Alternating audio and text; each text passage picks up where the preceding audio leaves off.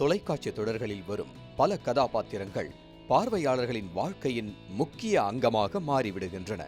பார்வையாளர்கள் தங்களின் பிடித்த தொடர்களை டிவியில் பார்க்கும்போது அந்த கதையிலும் கதாபாத்திரங்களிலும் முழுமையாக மூழ்கி அவை தங்களின் வாழ்க்கையின் ஒரு பகுதியாகவே உணர்கிறார்கள். இப்படிப்பட்ட தொடர் ரசிகர்களுக்காக ஜீ எடுத்த ஒரு முயற்சி தனித்துவமான முன்னுதாரணமாக அமைந்துள்ளது.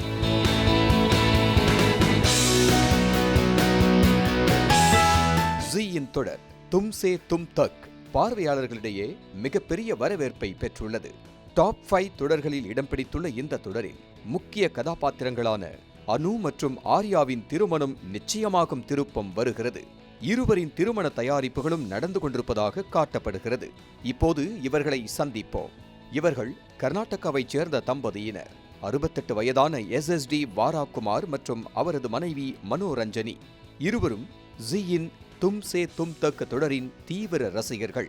வாரா மற்றும் மனோரஞ்சனி இந்த தொடரின் முதல் எபிசோடிலிருந்து இதுவரை ஒளிபரப்பான அனைத்து பகுதிகளையும் பார்த்துள்ளனர். குறிப்பிடத்தக்கது என்னவென்றால் இந்த தொடர் இதுவரை 300க்கும் மேற்பட்ட எபிசோடுகளை கடந்திருக்கிறது.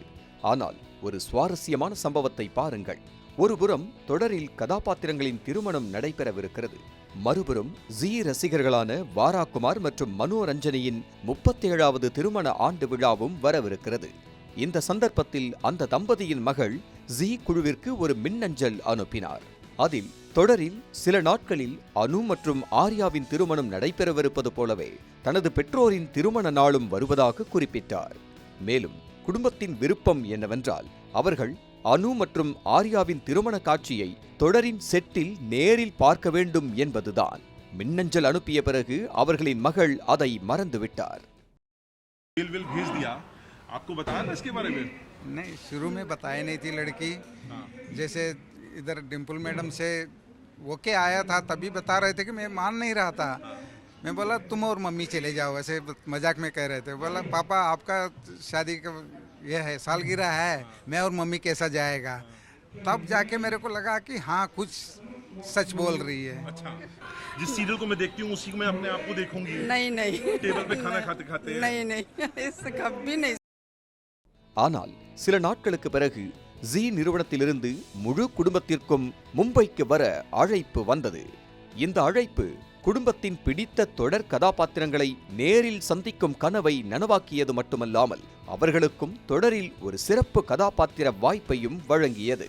தொலைக்காட்சி வரலாற்றில் இது முதல் முறையாக பார்வையாளர்களை அவர்களின் பிடித்த நடிகர்களை சந்திக்க செய்வதோடு மட்டுமல்லாமல் அவர்களையும் தொடரின் ஒரு பகுதியாக மாற்றிய நிகழ்வாக அமைந்தது. இதன் மூலம் ஜீ தனது பார்வையாளர்களுடன் கொண்டுள்ள உணர்ச்சிபூர்வமான பிணைப்பை வெளிப்படுத்தி உள்ளது. அதுவே ஜீக்கு பார்வையாளர்களிடமிருந்து அளவற்ற அன்பை பெற்றுத் தருகிறது.